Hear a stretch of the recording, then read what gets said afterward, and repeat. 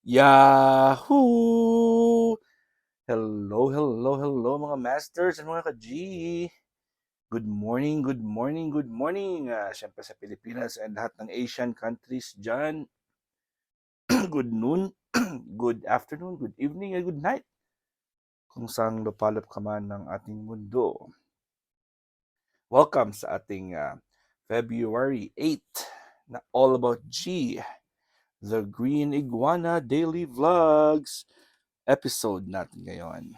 Anong balita po sa inyong lahat dyan? At syempre, dahil po ay umagang-umaga dyan sa Pilipinas, tayo po ngayon ay, at dito, umaga din po sa akin. Time check po is 8 o'clock ng umaga. Syempre, the day before natin i-play ito. Sa inyo, alas 6 ng umaga dyan, ang inyong viewing time. Sa akin dito ay alas 8 ng umaga as of recording time the day before. So the day before tayo nag-record kasi hindi naman pwedeng on the spot kasi premiere ito, di ba? Recording. So ngayon po ay magbibigay tayo ng food para kay G. Bakante yung kanyang lalagyanan ng pagkain niya. Wala. Nakuha ko na kahapon. Kita nyo ba? Ayan. So ngayon po ay i-refill natin yung kanyang lalagyanan ng pagkain niya. So for now ay bababa ko na muna ito yung kanyang lalagyanan ng kanyang para makita nyo ng buong buo ang kanyang lalagyanan ng pagkain ni G. Hihita pala yung kamay ko, no? Alright, mga masters. Ito po yung gagawin natin ngayon. Ito yung bakanting-bakante yan. Lalagyan natin ng pagkain ni G. At syempre, guaranteed freshness ang kanyang pagkain because of this na may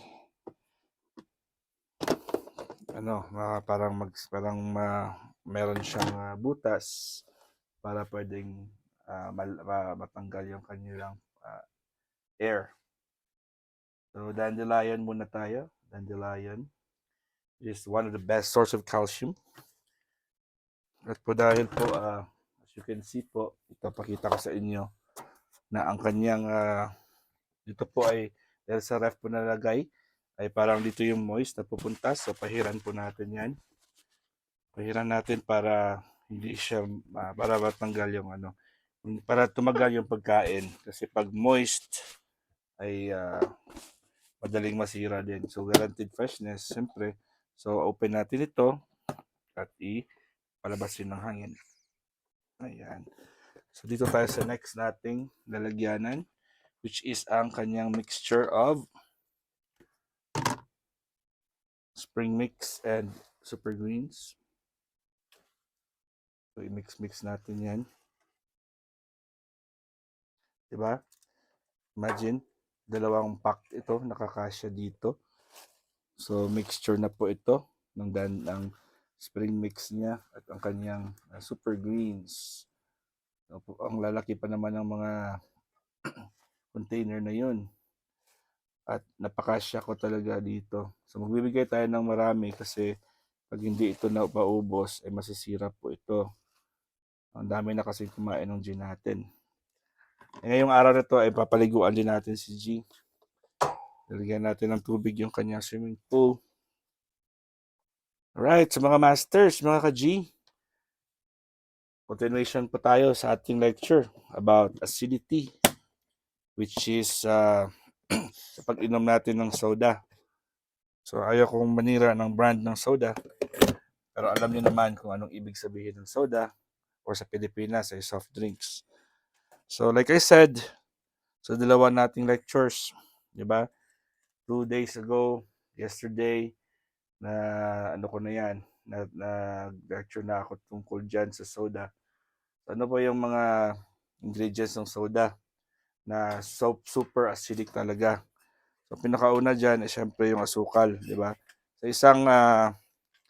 isang soda, isang can ng soda or lata ng soda, meron yang 10 kutsarita ng asukal.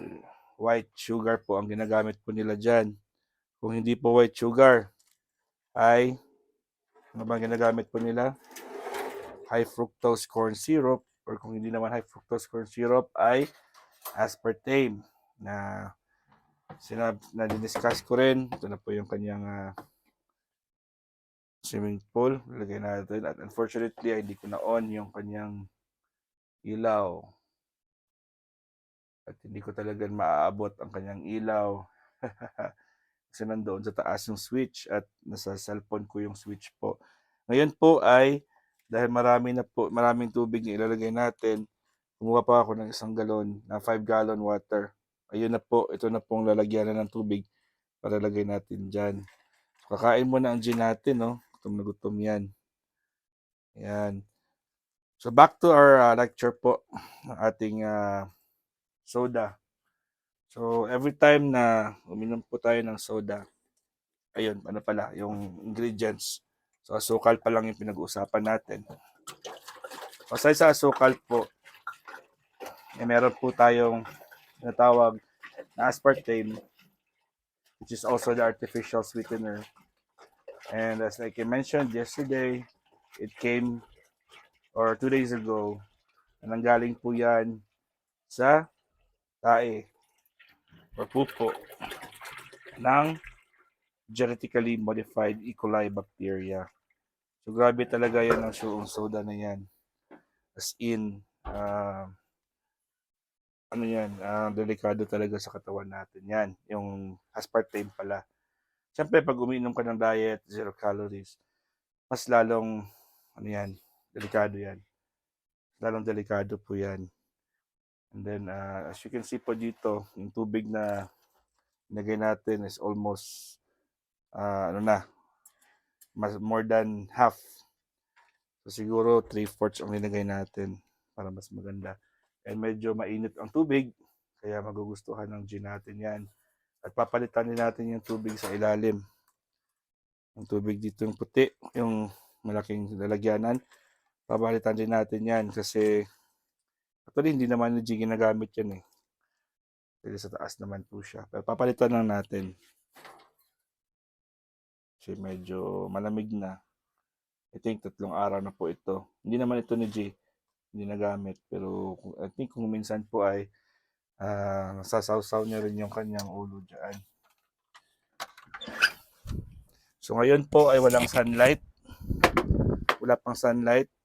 Kahit na 8 o'clock na. Medyo cloudy yung skies namin dito sa El Paso ngayon. Kaya hindi po tayo makapag-sunbathing kay G. Hindi tayo makapag-sunbathing. Lumabas ako at mahangin din, malamig. Mahangin na, malamig pa. So, saran ko lang muna kasi maingay. So, ayun mga masters. Siguraduhin nyo lang po, try your best not to drink anymore kung ano yung ating pinag-uusapan. Kasi, every time na uminom ka, ay magbababa yung inyong pH level sa 2.8.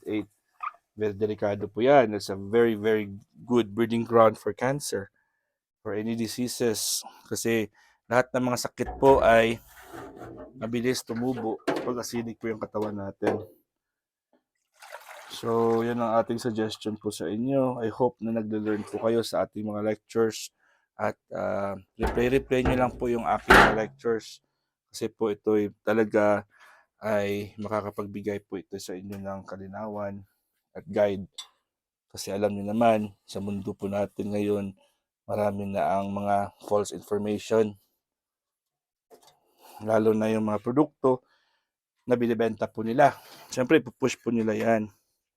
Dahil po yun ang kanilang produkto. Di ba? Ikaw pa naman ba? Alam mo naman yung produkto mo. Siyempre, gagawin mo talaga yung the best para mabenta mo yan. Pero siyempre, dahil po concerned po tayo sa ating mga pasyente, sa lahat ng mga tao, tayo po kailangan magbigay ng lectures, ng awareness. Awareness talaga importante dyan. So, samihan pa natin yung tubig ni G. Hey G, you wanna take a shower now? Okay, let's bring G to his swimming pool. Pasensya na, hindi ko pala na-on. Hindi ko na-on yung kanyang swimming pool. Kaya, yan na muna. Kunin na natin si G ha. Kunin natin si G. At ilagay po natin si G sa kanyang swimming pool. Come here, baby. At thank God at hindi na matulis, matalim ang kanyang kuko. Aking G ay super pogi. Ayan na. Ito, ang swimming pool mo. Ayan. Ang ating G ay nasa swimming pool niya na. Fortunately po ay wala pa tayong LED lights. Hindi ko na on. Pero okay lang yan. Ayan ang ating G. Nasa swimming pool niya na. At maya-maya po ay I'm sure magpo-poops yan. Kasi hindi ata nag-poop si G kahapon. Or 2 days ago. Nag-poop siya ata 2 days ago. Pero kahapon hindi po siya nag-poop. Kasi busy po ako kahapon. At ako po ay maraming ginawa. So hindi ko po siya nalagyan ng tubig. Super init ng tubig na nilagay ko sa kanya. No. Lagay ko lang yung buong buntot niya para masama din po siya sa pagpainit. Ayaw niya na init sa kanyang buntot. So yun mga masters, tandaan nyo lang po yan. Talagang iwasan niya. Tsaka phosphoric acid, isa sa mga ingredients ng soda. At ano yan, ginagamit niya sa paglinis ng kubeta, ng battery ng sasakyan, at pagtanggal ng kalawang sa mga metal objects. And syempre carbonic acid, lahat po na pagbukas mo, lahat ng mga inumin na pagbukas nyo ay nag-fizz, like psss, yung mga ganun, pagbukas nyo ng kanilang tansan o kanilang lid, ay ini-infuse po nila yan ng carbonic acid, which is known as the carbonation process. Carbonated drinks ang tawag dyan.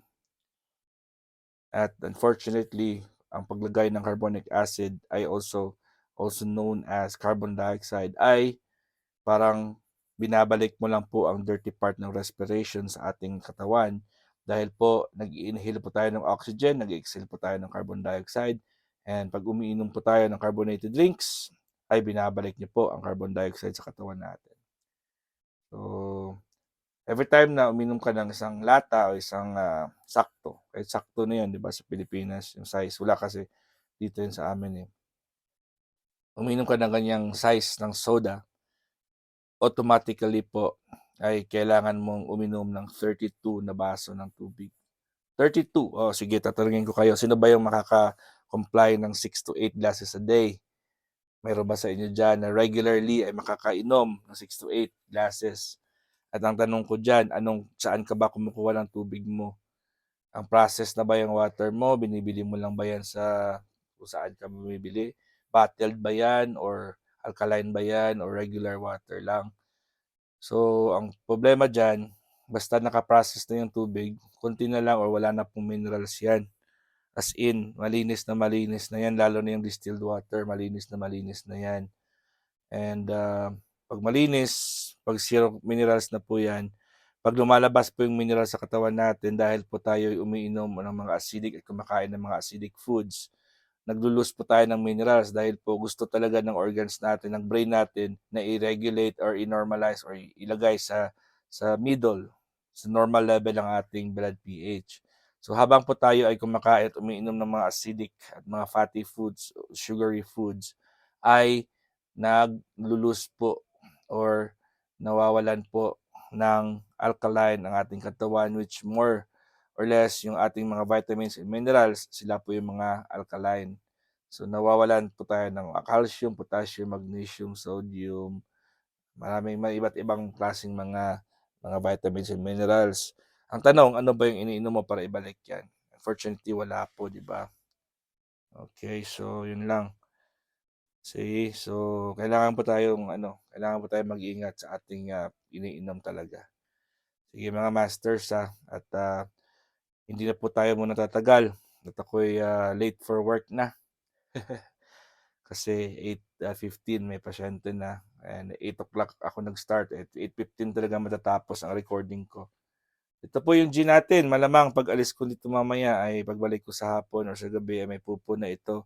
Pero okay lang kasi hindi naman yun babalik sa kanyang lalagyanan pag may poops. Hanggang dito lang po tayo mga masters. God is great! Yahoo!